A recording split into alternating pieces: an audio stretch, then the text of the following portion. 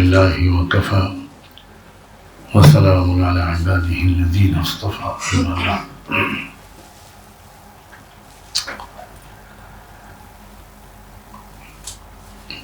قرآن مجید میں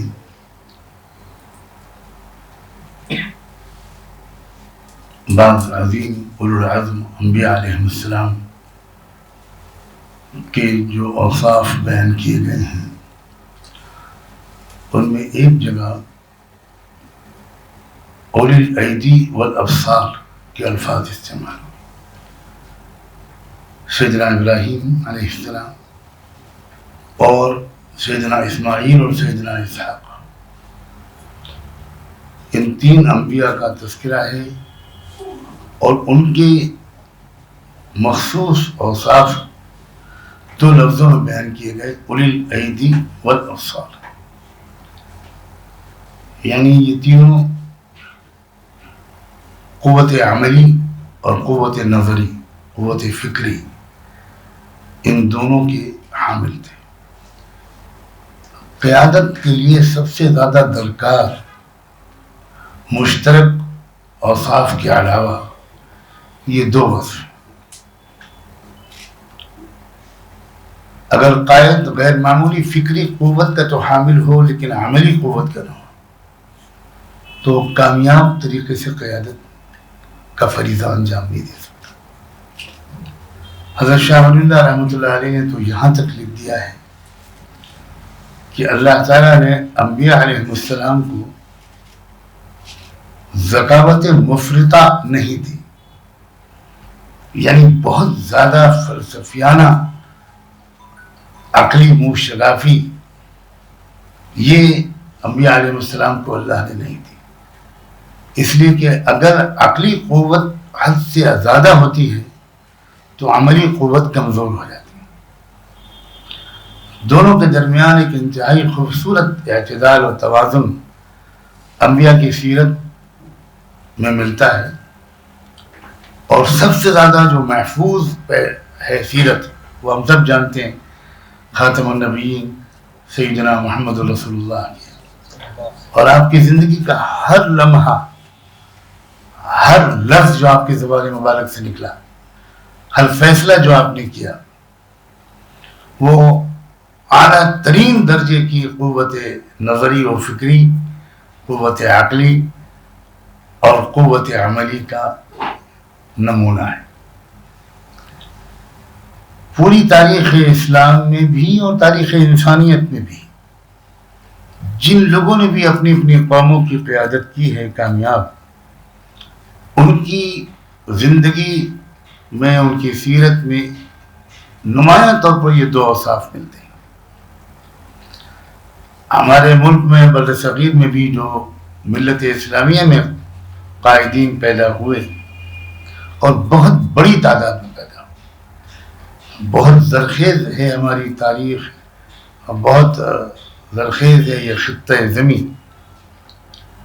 ان اکابر و اسلاف اور عظیم قائدین کے اس دور میں بہت ہی شاید بھرپور وارث تھے ہمارے سب کے ممدوح محبوب حضرت مولانا سید محمد ولی رحمۃ. مجھے بھی زندگی کے آخری چند سالوں میں بہت قریب سے ان کو دیکھنے اور سمجھنے کا موقع ملا، اور بہت سی باتیں تنہائیوں میں ان سے اس طرح کی ہوئیں جو بہت قریبی ساتھیوں کی تو یقیناً ہوئی ہوں گی، مجھ سے بہت زیادہ قریبی ساتھی اور قدیم رفقا ان کے تھے. تو ہر گفتگو میں یہ احساس میرے اندر مزید طاقتور ہوتا تھا کہ بہت قابل قدر ہے یہ شخص، اور اس لیے خاص طور پر قابل قدر ہے کہ وہ قوت فکری اور علمی، قوت عقلی، قوت نظری اور قوت عملی، ان دونوں کے جامع تھے. دوسرے، قائد کو جمال اور جلال دونوں چیزوں کی ضرورت ہوتی ہے. کوئی قائد سراپا جمال ہو وہ بھی چیلنجز کا مقابلہ اپنی جمالی طبیعت کے غلبے کی وجہ سے شاید کبھی کبھی نہ کر سکے، اور جو صرف سراپا جلال ہو وہ بھی حکمت اور دانشمندی اور صبر و تحمل کے وقت میں ہو سکتا ہے کہ کامیاب ثابت نہ ہو۔ تو قیادت کے لیے یہ بھی بہت ضروری ہے کہ دانشمندی اور بالغ نظری بھی ہو، اور حق گوئی اور بے باکی بھی ہو، جرأت اور حوصلہ بھی ہو۔ خصوصاً ہمارے اس دور میں تو یہ بڑی زبردست تقسیم اور افسوسناک تقسیم نظر آ رہی ہے کہ قیادت کا دعویٰ کرنے والے حضرات یا جن سے ہم جیسوں کو قیادت کی امید ہوتی ہے، ان میں ایسے لوگ بھی نظر آتے ہیں جن میں دانشمندی تو نظر آتی ہے لیکن حوصلہ مندی بہت کم نظر آتی ہے، اور ایسے لوگ بھی نظر آتے ہیں جن میں حوصلہ مندی یا جذباتیت تو نظر آتی ہے مگر حقیقت پسندی، بالغ نظری اور ایک پریکٹیکل اور پریگمیٹک اپروچ اس کی کمی نظر آتی ہے۔ مولانا ان خوش نصیب لوگوں میں سے تھے جن کو بچپن سے ایسا ماحول ملا، ایسی وراثت ملی اور ایسی تربیت ملی۔ نفسیات کے ماہرین یہ بات کہتے ہیں اور صحیح کہتے ہیں کہ کسی انسان کے اندر جو اوصاف ہوتے ہیں ان کے پیدا کرنے میں دو بنیادی فیکٹرز ہوتے ہیں، ایک تو وراثت اور دوسرا تربیت۔ مولانا کو وراثت بھی ملی عظیم قائدین کی، ان کے والد عظیم ترین قائدوں میں سے تھے۔ میں یہاں بہت کھل کر عرض کر سکتا ہوں کہ مجھے ایک ایسے گھر میں اللہ نے مجھے پیدا کیا کہ جہاں وقت کے اکابر قائدین، سیاسی زعماء، محقق علماء، اہل قلوب، رجال فکر، اہل قلم، ان کی بہت آمد رفت تھی، اور مجھے ان کی خدمت کا موقع ملتا تھا، کیونکہ میرے والد ماجد کا جہاں قیام تھا وہ مکان ایسا تھا کہ گھر کے اندر کے حصے میں والد ماجد اپنے چھوٹے سے کنبے کے ساتھ رہتے تھے، اور باہر کے کمرے میں حضرت مولانا ابوالحسن علی ندوی رہتے تھے، اور یہ مجمع البحرین تھا، اور یہاں ملک کے مختلف قائدین، چوٹی کے لوگ آتے رہتے تھے۔ مجھ سے مشاورت کے سارے ابتدائی مشورے اسی کمرے میں ہوئے، اس کی تاسیس کا فیصلہ بھی اسی کمرے میں ہوا، اور میں تو بہت ہی کم عمر تھا، مشکل سے 8-9 سال کی میری عمر تھی جب ڈاکٹر سید محمود کا بار بار اس ضعیفی میں لکھنؤ آنا اور تنہائیوں میں گفتگو کرنا، اور اس وقت کے جو حالات تھے اس میں کانگریس کی طرف سے ڈاکٹر سید محمود جیسے پرانے پختہ کانگریسی رہنما کا مایوس ہو جانا، اور یہ فیصلہ کرنا کہ مسلمانوں کی الگ ایک اجتماعی طاقت ابھرنی چاہیے، اور اس کے لیے انہوں نے سب سے پہلے میرے والد ماجد سے ہی خط و کتابت کی، پھر اس کے بعد تشریف لا کر گفتگو تفصیلی ہوئی، پھر حضرت مولانا ابوالحسن علی ندوی شامل ہوئے۔ تیسرے نمبر پر جو شخصیت اس میں شامل ہوئی وہ مفتی عتیق الرحمان صاحب کی تھی، اور چوتھے نمبر پر جو شخصیت شامل ہوئی وہ حضرت مولانا منت اللہ رحمانی کی۔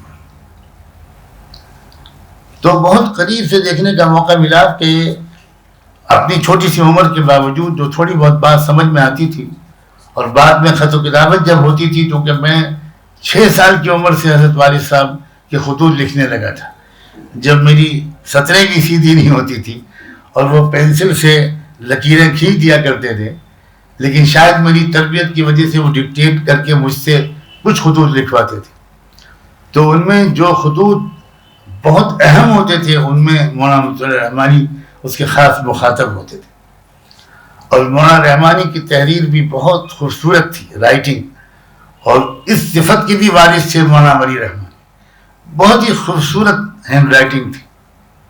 حضرت والد صاحب کی جو تحریر تھی وہ اتنی حسین و خوبصورت نہیں تھی. حضرت والد صاحب آخر میں کبھی کبھی جملہ لکھواتے تھے کہ میرے مکتوب کے پڑھنے سے آپ کو جو زحمت ہوئی اس پر میں بہت معذرت چاہتا ہوں اور آپ کے خوبصورت خط کے انتظار میں ہوں. تو عجیب تعلقات تھے ان بزرگوں کے, اور یہ نہیں کہ سب کا ذوق ایک تھا, تھوڑا تھوڑا ایک رنگ الگ الگ بھی تھے, لیکن اس رنگ الگ ہونے کے باوجود اخوت و محبت اور تعاون و اتحاد ایسی مثالی تھی. مجھے آج یہ بات اس مجلس کی خصوصیت محسوس ہو رہی ہے کہ یکے بعد دیگرے 3 حضرات نے اس کی طرف ہماری توجہ مبذول کی ہے کہ بھائی جو اور حضرات ملت کی خدمت کرنے والے رہ گئے ہیں ہم ان کی قدر اور احترام کریں. میں اب تک تو 10-12 سال سے تنہا ہی یہ بات کہتا رہا, یا کم سے کم میرے سامنے یہ بات نہیں آئی, اور میں اس کی تعبیر یہ کیا کرتا تھا کہ ہم اپنی ملت کے حضرات کی یا کسی کی بھی قدر کے لیے اس کے انتقال کا انتظار نہ کیا کریں. بہت سی قومیں ہیں جو کفر و شرک میں مبتلا ہیں, میری اس بات کو بہت توجہ سے سنیے گا, لیکن وہ اپنے قائدین کی زندگی میں ان کی قدر کرتی ہیں. اور بہت سی قومیں ہیں جو توحید و سنت و عبادت کے ذخیرے رکھتی ہیں, لیکن وہ اپنے قائدین کو خون کے آنسو رلاتی ہیں, اور زندگی بھر تو ان کی عیبوں ہی پر ان کی نظر رہتی ہے. نکتہ چینیاں, تنقیدیں اور آپس کی گفتگو میں تمسخر, اور انتقال کے بعد جلسہ تعزیت, انتقال کے بعد مضامین, انتقال کے بعد آنسو. یہ جو اگر جس قوم کو یہ وصف ہو اس کے حج اور عمرے, اس کے ذکر کے حلقے اور تہجد کے سجدے دنیا میں اس کو ذلت سے نہیں بچا پائیں. مجھے یہ پختہ عقیدہ ہے. اور اگر کسی قوم کو اپنے قائدین کی زندگی میں ان کی قدر کا سلیقہ ہو تو ان کے شرک و کفر کی سزا آخرت میں ملے گی, اور ضرور ملے گی, لیکن دنیا میں ان کو سربلندی سے کوئی روک نہیں سکتا. یہ سائنٹیفک سسٹم کے مطابق خدا نے اس دنیا کو پیدا کیا, اور بنیادی طور پر قوموں کی عروج یا ترقی کا پیچھے ایک بہت بڑا سبب ہے کہ کون سی قوم اپنی قائدین کی ان کی زندگی میں قدر کرتی ہے. کوئی بھی شخص انسان ہے, اس میں کچھ نہ کچھ کمزوریاں ضرور ہوں, لیکن اگر ہماری عادت یہ پڑی ہوئی ہے کہ صرف ہم انہی کمزور پہلوؤں ہی کو دیکھتے رہتے ہیں اور ان کو انلارج کرتے رہتے ہیں, اور ان کی جو سینکڑوں خوبیاں ہیں وہ ہمیں نظر نہیں آتی, تو پھر ظاہر ہے کہ اس کا وہی نتیجہ نکلے گا جو اس وقت ہمارے اوپر جو حالات ہیں وہ اسی وجہ سے ہوئے ہیں. جب مسٹر موہن کرم چند داس گاندھی ساؤتھ افریقہ سے واپس آئے اور یہاں انہوں نے تحریک خلافت میں داخل ہو کر ملک کی قیادت کے لیے خاص راستے کا انتخاب کیا, تو میرے والد ماجد یہ قصہ مجھے سناتے تھے کہ مسٹر برلا اور ٹاٹا دونوں ان کی خدمت میں حاضر ہوئے اور مسٹر موہن کرم چند گاندھی سے کہا یہ 1 لاکھ روپے ہماری طرف سے ہر مہینہ آپ کو ملتے رہیں گے, اور کوئی حساب کتاب نہیں, اپنے ذاتی خرچ میں لگائیے جس طرح لگائیے, لیکن آپ یکسو ہو کر قوم کی قیادت کریں, اس لیے یہ ہماری طرف سے تا حیات یہ نذرانہ آپ کو پیش کیا جاتا رہے گا. ہماری قوم 2 روپے کا چندہ تو دیتی نہیں, لیکن حساب لیتی ہے 2 لاکھ. یہ جو صورت ہے نا, اس نے ہمیں بہت نقصان پہنچایا ہے. مولانا ولی رحمانی کبھی کبھی اس درد سے بے قابو ہو جاتے تھے. تنہائیوں میں جب گفتگو ہوتی تھی اور اس پہلو پر جب بات ہوتی تھی تو وہ بالکل یعنی جیسے بندھن کھل جاتے تھے. حالانکہ اللہ تعالیٰ نے ان کو اس ریاست میں پیدا کیا جہاں کے لوگوں کی اچھی خاصی بڑی تعداد قدردانوں کی ہے. اس خاندان میں پیدا کیا جس خاندان کی وجاہت ہے اور ان کی عقیدت مندوں کی بہت بڑی تعداد ریاست بہار میں بہت پہلے سے موجود تھی, اور ان کو وہ پلیٹ فارم عطا فرمائے. لیکن کہیں نہ کہیں زندگی میں ان کو یہ تجربات ہوئے ہوں گے، تبھی وہ اس موضوع پر بالکل پھٹ پڑتے تھے اور عجیب ان کی کیفیت ہو جاتی تھی. چنانچہ مسلم پرسنل بورڈ کے جنرل سیکریٹری بننے پر راضی کرنے کے لیے مجھے ذاتی طور پر کیسی ان کی خوشامد کرنی پڑی، کتنا ان کے اوپر محنت کرنی پڑی. اور وہ 2-3 بار میرے دور دراز کے مقام مہاراشٹر میں وہاں خود تشریف لائے میرے اصرار پر، کیونکہ میں نے چاہا کہ میں تنہائی میں باتیں کروں گا. اور میں ان کو ان کے جد امجد مولانا مونگیری کی وراثت کا واسطہ دیتا تھا.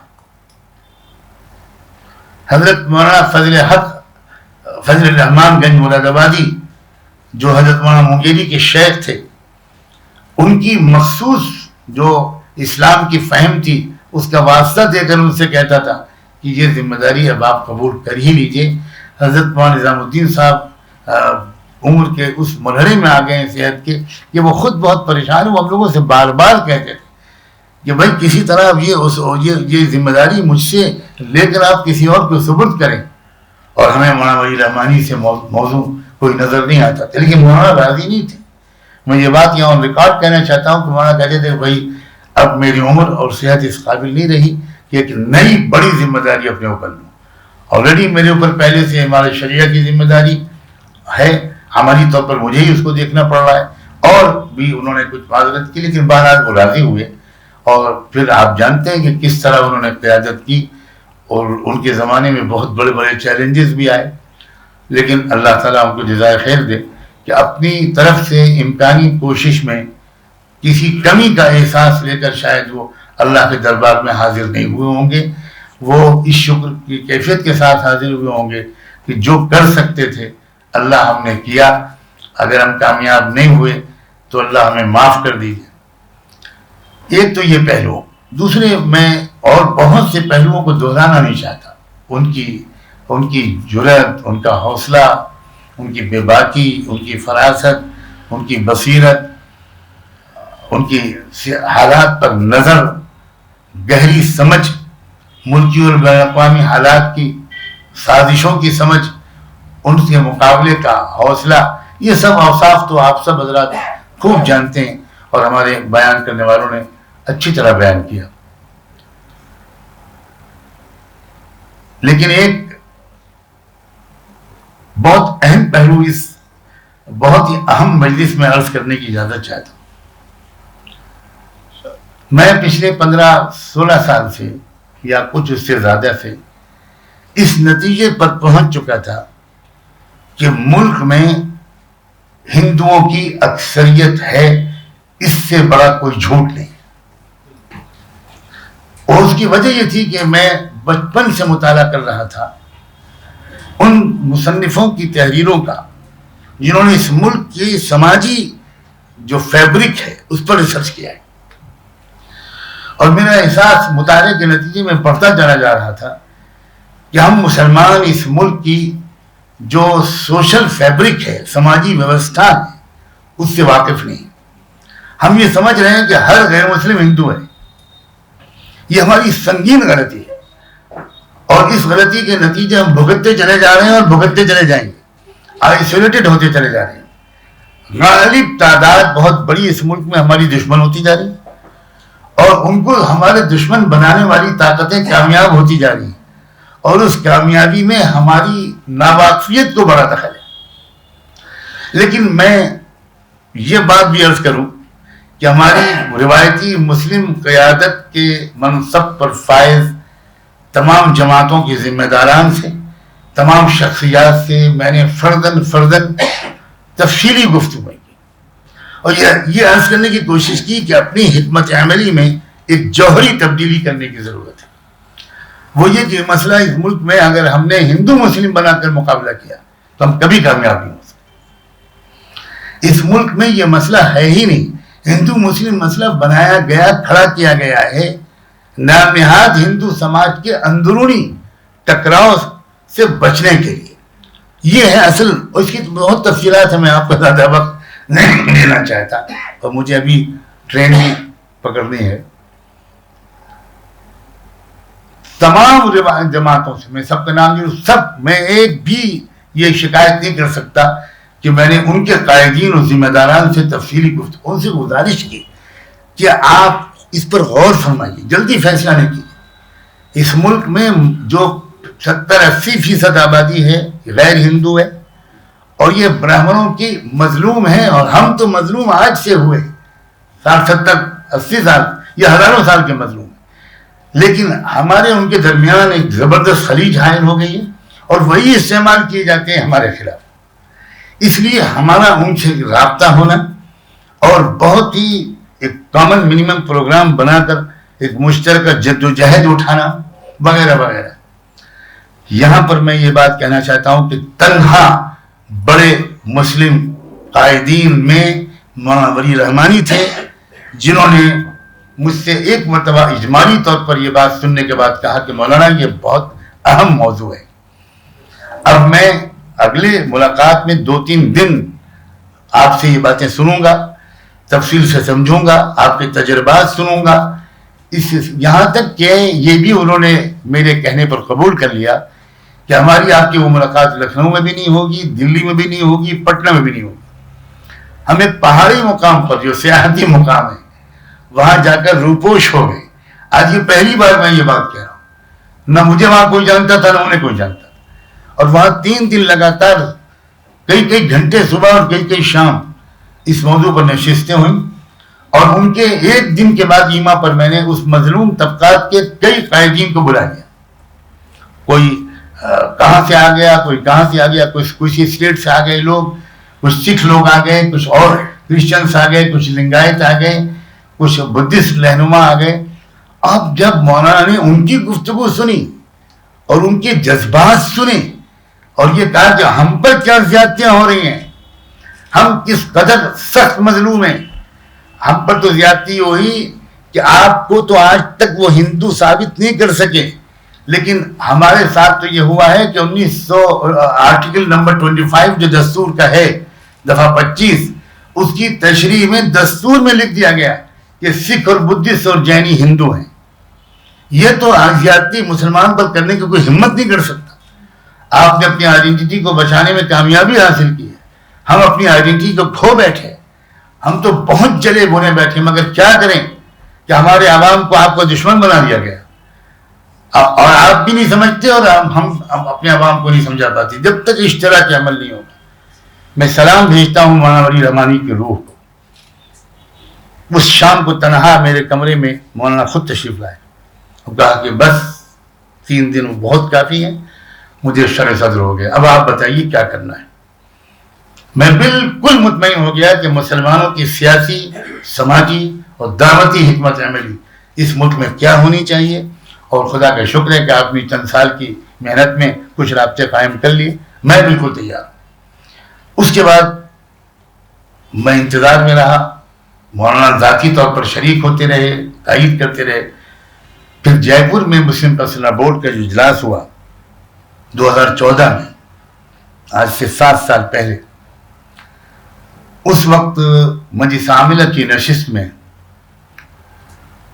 حالات پر غور کیا گیا، کیونکہ جو نیا موڑ لے لیا تھا ملک نے، اس پر غور کر کے مجلس عاملہ نے بورڈ کی ایک کمیٹی بنائی اور یہ کہا کہ وہ کمیٹی غور کر کے عام اجلاس میں تجویز پیش کرے کہ کیا کرنا چاہیے۔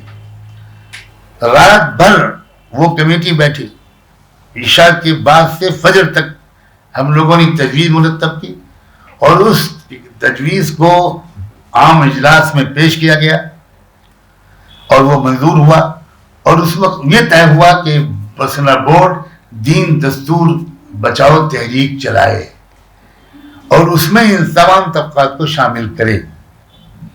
یہ مولانا ولی رحمانی کی بصیرت تھی، جرت تھی۔ اس میں اختلاف ہوا، وہ روایتی انداز کے جو لوگ ہیں ان کی سمجھ میں نہیں آ رہا تھا، اور وہ یہاں تک کہتے تھے کہ دین بچاؤ یہ تو سمجھ میں آتا ہے، دستور بچاؤ کا کیا مطلب؟ اور ہم یہ کہتے تھے کہ دستور بچاؤ کے نام پر یہ لوگ شریک ہو پائیں گے، دین بچاؤ کے نام پر یہ لوگ شریک نہیں ہوں گے، اور جب تک ان کو ہم شریک نہیں کریں گے ہم اپنے ملک میں نیشنل ایجنڈے کو بدل نہیں سکتے۔ تو یہ مولانا کی جرت بھی تھی، بصیرت بھی تھی، کہ انہوں نے اس بات کو منظور کروایا عاملہ سے اور صدر بورڈ سے، اور آپ یقیناً گواہ ہیں اس کے کہ وہ جو تحریک چلی تو اس نے پورے ملک میں ایک نیا رخ ڈال دیا. پہلی مرتبہ مسلم فیصلہ بورڈ کے جلسے میں کہیں 10,000 اور کہیں 5,000 اور کہیں 20,000 غیر مسلموں نے شرکت شروع کی. انہیں بورڈ تو یہ اس انداز سے بدنام کیا جا رہا تھا کہ جیسے آتنکوادیوں کی کوئی کی سمت ہے. تو یہ لیکن اس کے بعد پھر میں یہ بات بھی کہہ دوں کہ بالآخر ایک وقت آیا کہ ہماری بعض وہ جماعتیں جو بورڈ کے اندر شامل تھیں انہوں نے دھمکیاں تک دے ڈالی صدر بورڈ کو خط لکھ کر کہ اگر یہ تحریک بند نہ کی گئی تو ہماری جماعت بورڈ سے نکل آئے. تو بورڈ کو ٹوٹنے سے بچانے کے لیے صدر بورڈ نے ہم لوگوں سے کہا کہ بھئی آپ لوگ اپنے طور پر یہ چلائیے، میں آپ کے ساتھ ہوں ذاتی طور پر، لیکن بورڈ نہ ٹوٹ جائے. تو یہ مولانا ولی رحمانی نے کہا کہ ٹھیک ہے اگر یہ بات ہے تو بورڈ کے ہٹاتے ہیں لیکن میں ساتھ میں ہوں. اور ہر جگہ انہوں نے ساتھ دیا، قیادت کی، اور یہ ان کی بصیرت کی بات تھی. میں نے چونکہ بہت ہی شاندار آڈینس یہاں موجود ہے اس لیے میں نے یہ بات اس وقت یہاں کہی ہے. میں نے زیادہ سمر خلاشی کی اور وقت لیا تو میں معذرت خواہ ہوں کہ یہ جرت کی بات بھی تھی، اور روایات سے ہٹ کر کسی نئی بات کو قبول کر لینے کی جو صلاحیت ہونی چاہیے، کیونکہ حالات بدلتے ہیں تو اسٹریٹجی بدلتی ہے. اگر آپ پرانی اسٹریٹجی پر اصرار کریں گے تو کبھی کامیاب نہیں ہو سکتے. جب میں نے ان سے ابتدائی ایک دو گفتگویں کی تو انہوں نے کہا کہ مولانا یہ بات بہت اہم ہے، میں پوری طرح اچھا اس میں جو وہ سمجھنے میں کامیاب ہوئے اس کی بھی کیا وجہ تھی؟ اس کی وجہ تھی صوبہ بہار کی خصوصیات. حضرت مولانا ابو المحاسن محمد سجاد صاحب رحمۃ اللہ علیہ نے جو اپروچ، جو ملک کے سیاست کی جو فہم ان کے پاس تھی، میں بلا کسی ہچک کے کہہ سکتا ہوں. میرے والد ماجد کہا کرتے تھے کہ تعلق مع اللہ اور بزرگی میں کوئی بھی آگے ہو سکتا ہے لیکن حضرت مولانا ابو المحاسن سجاد صاحب سے بڑھ کر کوئی سیاسی بصیرت رکھنے والا رہنما ہمارے ملک میں نہیں پیدا ہوا. اب اس وقت اس کی تفصیلات میں نہیں رکھ سکتا آپ کے سامنے. اور یہ مولانا سجاد صاحب نے ایک نسل تیار کی تھی وہاں، اور انہوں نے مسلم سیاسی پارٹی بنائی، مسلم انڈیپینڈنٹ پارٹی بنی بہار میں. سن 37 کے جنرل الیکشن میں اس پارٹی نے حصہ لیا اور وہ سیکنڈ لارجسٹ پارٹی بن کر ابھری. یہ سب کچھ مولانا ابو المحاسن سجاد صاحب نے آزادی سے پہلے کر کے دکھایا کہ یہ ہم دوسری نامیات سیکولر پارٹیوں کے کلی بنے رہیں اس سے کام نہیں چلے گا. ہمیں اپنی طاقت بنانی چاہیے اور تمام مزدوروں، مظلوموں، کمزوروں ان کا خدمت گزار بن کر ابھرنا چاہیے. چنانچہ انہوں نے جب سیکنڈ لارجسٹ پارٹی بن کر وہ ابھرے تو گورنر نے دستور کے مطابق سنگل لارجسٹ پارٹی کانگریس کو کال کیا حکومت بنانے کے لیے. کانگریس نے کسی خاص حکمت عملی کے تحت انکار کر دیا. میجورٹی میں کانگریس بھی نہیں تھی اگرچہ سب سے بڑی پارٹی وہی تھی. تو being a second largest party ان کو کہا گیا کیا آپ سرکار بنانے کے لیے تیار ہیں. پھر ایک مرتبہ جو مشورے ہوتے تھے مسلم انڈیپینڈنٹ پارٹی کے اس میں پہلے علماء و فقہاء کا اجلاس ہوتا تھا اور شرعی نقطہ نظر سے باقاعدہ غور ہوتا تھا. وہ سارا مواد ہمارے شریعہ کی لائبریری میں موجود ہے اور اس کے مطابق مسلم انڈیپینڈنٹ پارٹی کا جلسہ ہوتا تھا. اس نے فیصلہ کیا کہ ہاں ہم سرکار بنانے کو تیار ہیں. حالانکہ وہ اکثریت میں نہیں تھے.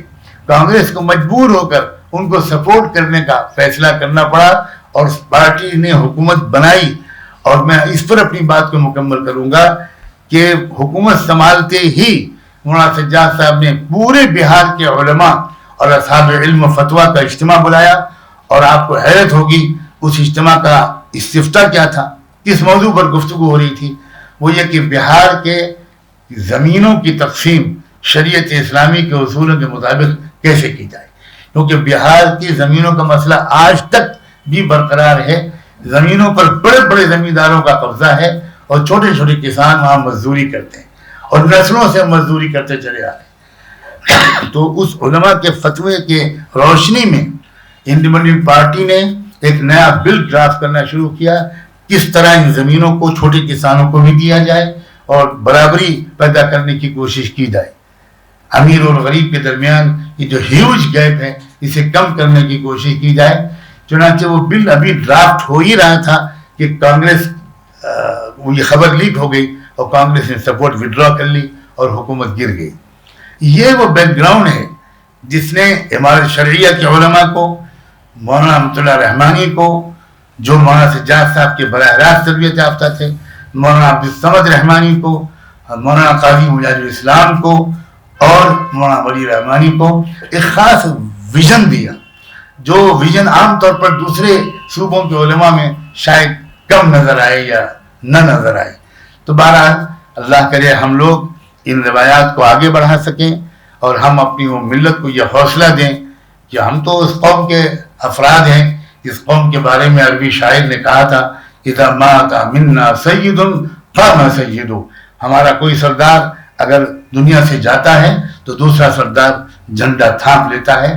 ہمارے صحابہ کرام میں تو ہاتھ کٹنے کے بعد گلے کے نیچے وہ جھنڈا دبا کر گردن سے انہوں نے میدانی جنگ میں گویا جہاد جاری رکھا تھا. ہم تو اس قوم کے افراد ہیں. اللہ کرے کہ آج کی یہ مجلس صرف ایک تعزیتی مجلس بن کر نہ رہ جائے، اظہار غم کی مجلس بن کر نہ رہ جائے، بلکہ حوصلہ اور سبق دینے والی نشست بھی بنے. بہت شکریہ آپ سب کا، خاص طور پر اس محفل کو سجانے والے شمس تبریز اور ملت ٹائمز کی ٹیم کا. جزاکم اللہ تعالی.